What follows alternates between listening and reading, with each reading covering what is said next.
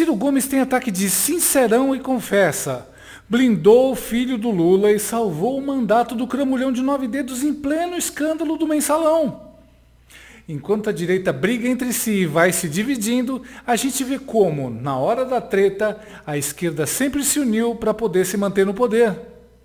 Veja a confissão.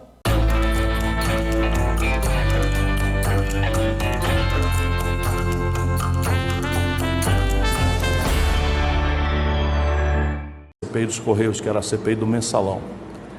E aí tinha lá um requerimento para chamar o filho do Lula. Aí fizemos uma reunião, todo dia, 7 horas da manhã, reunião ali com o Lula chorou e tal, porque ele disse que me viu chorando, eu também já vi ele chorando muitas vezes, uma delas foi essa, o filho ia ser convocado na CPI. Aí eu percebi que ali era o limite, liguei para algumas pessoas, eles diziam, é daí para trás, isso aí nós não vamos engolir não. Vou contar essa para vocês aqui, em homenagem à enganação do Lula. Aí uma das pessoas que eu liguei foi o Aécio Neves, então governador de Minas Gerais. Doutor Aécio, é daí para trás.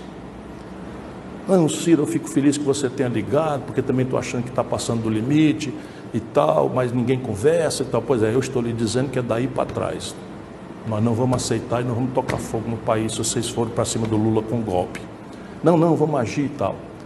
Aí você tem disponibilidade? Tenho. Aí mandou um avião me buscar aqui, em Brasília, eu ministro, e mandou um avião buscar o Eduardo Paes, deputado federal, e o Gustavo Fruit, deputado federal, os dois membros da CPI. E aí me mandou buscar e fiquei ali, tá, olha, daqui para trás, o pau quebrou no hangar do governo de Minas, no aeroporto da Pampulha. O pau quebrou, disse, olha garoto, disse que se ofendeu mesmo foi com esse garoto. Olha garoto, vocês estão pensando o quê, rapaz?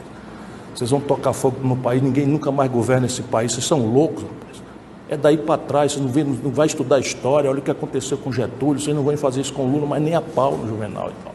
E aí conseguimos, tiramos o requerimento. Foi em que ano isso? Que ano foi? No auge da CPI do mensalão. 5, 6. Que coisa linda, hein? Para quem ainda não percebeu, o Ciro está falando da época do primeiro mandato do Lula, lá por 2005, quando estourou o escândalo do mensalão. É basicamente a confissão de um crime, com toda a tranquilidade de quem está acostumado a estar acima da lei e sabe que não vai dar em nada.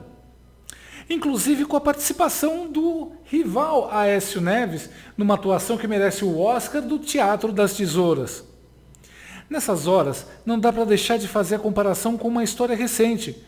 Num podcast, o ex-ministro da Educação Abraham Weintraub conta como, com a mídia noticiando que Flávio Bolsonaro poderia ser investigado pela Polícia Federal, o recém-eleito presidente Jair Bolsonaro, em reunião interna, deixou bem claro, abre aspas, se ele cometeu alguma coisa errada, ele é que vai pagar por isso, fecha aspas.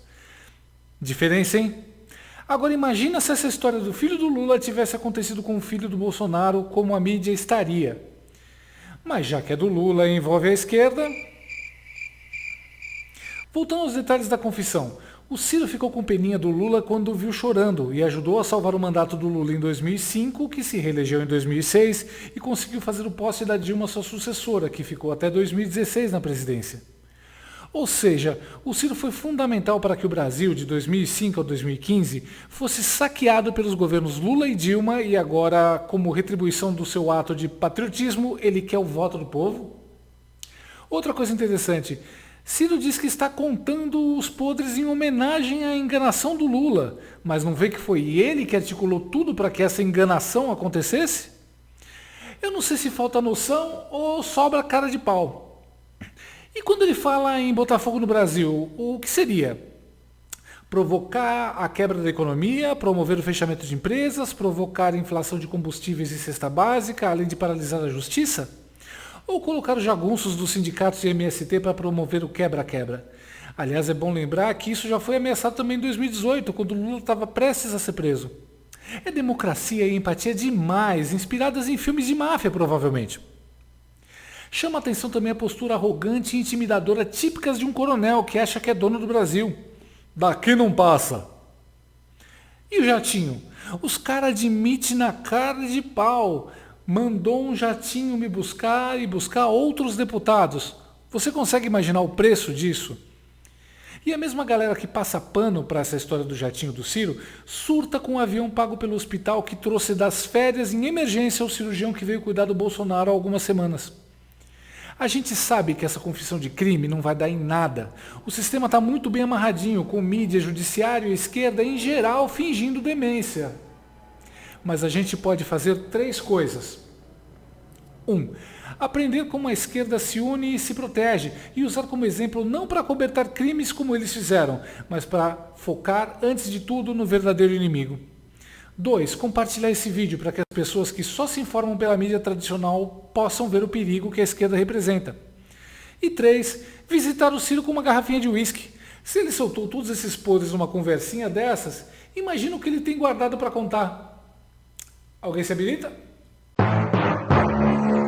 Gostou do vídeo? Então inscreva-se no canal, curta, comente e compartilhe com seus amigos. Não gostou? Compartilhe com seus inimigos. Até o próximo vídeo, se o mundo não acabar antes. Por hoje é só.